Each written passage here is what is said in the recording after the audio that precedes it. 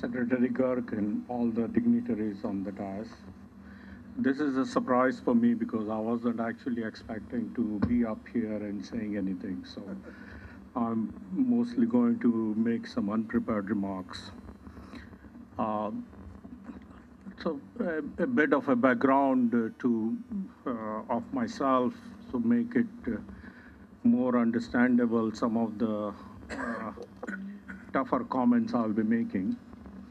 I am a IIT Bombay graduate, Stanford PhD, Bell Labs research, started a company in the telecom area, took it from zero to $450 million valuation back in '99, which was the unicorns of those days. I joined a venture capital firm again in India, again in US, which has dispersed so far a $3 billion, all in technology, media, and telecom area. I'm now retired. I came back to India, and I've been in India for 4 or 5 years, and I've been investing in startups. So I have a bit of a knowledge of what the startup ecosystem is developing here. And by the way, startup ecosystem in India is doing gangbusters, as Saurabh said. But I will focus my remark mostly on the telecom area, which is near and dear to my heart. I would say that although there are a lot of different startups, there are far fewer startups in telecom area. And so in that sense, and there is also far fewer significant research being done, relevant industrial research being done in the IITs in this telecom area.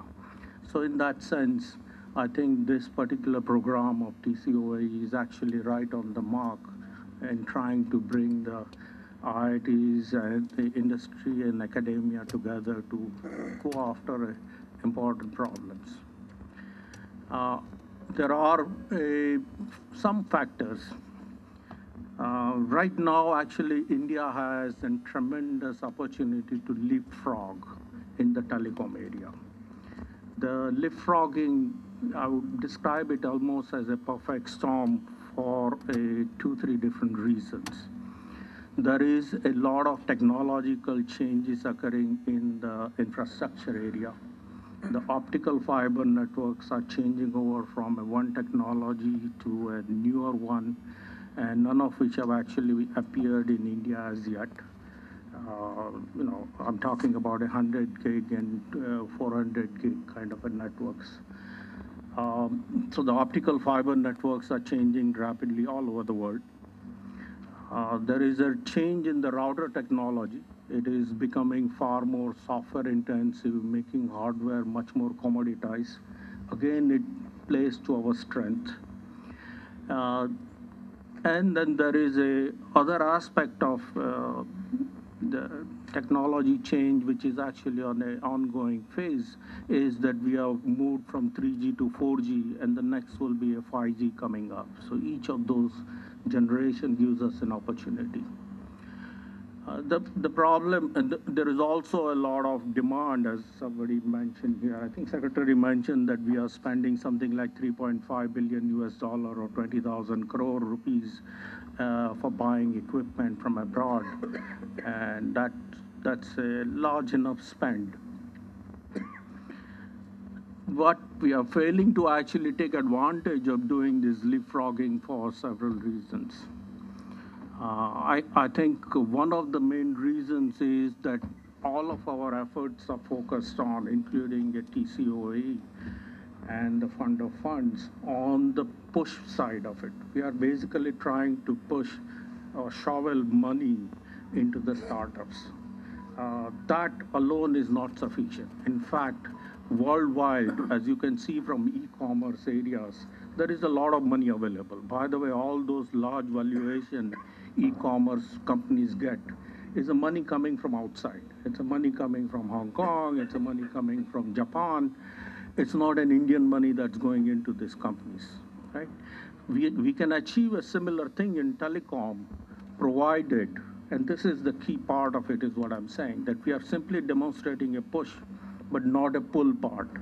A pull part requires that our telecom operators, including the state-owned BSNL and MTNL, are willing to take equipment coming in from a startup, because that's where the things are going to happen. And I think for a variety of reasons, it hasn't happened. Back in the days when I built a router, I sold a router to AT&T and MCI and Williams. Those are very large, big companies. And they were, in those days, really tough nut to crack to get my router into them. In those days, and even now, it's even tougher to get into an Indian telecom operators for a startup. And this is not just a question of publicly owned telecom companies, but it's also the case with guys like Reliance and Bharti and Airtel. I think those guys do not want to go on a startup. They wait for an AT&T to approve some equipment before they will take anything. So in that sense, if we can figure out a policy mechanism by which even a fraction of our 3.5 billion US dollars spent is spent on a startup, doesn't even have to be an Indian startup, just make it a startup, and we would probably create a pull which would go very well with the push aspect of it. And I think those are if you create a pull, having invested globally with a venture capital firm which was investing in telecom area, I can assure you that if there is a pull here, there will be a lot more money coming into it. And at that's a point in time, a couple of $1 billion we can throw into a startup from India would not look like a big deal. So again, on the positive note, I would say that the talent in India, engineering-wise, is amazing.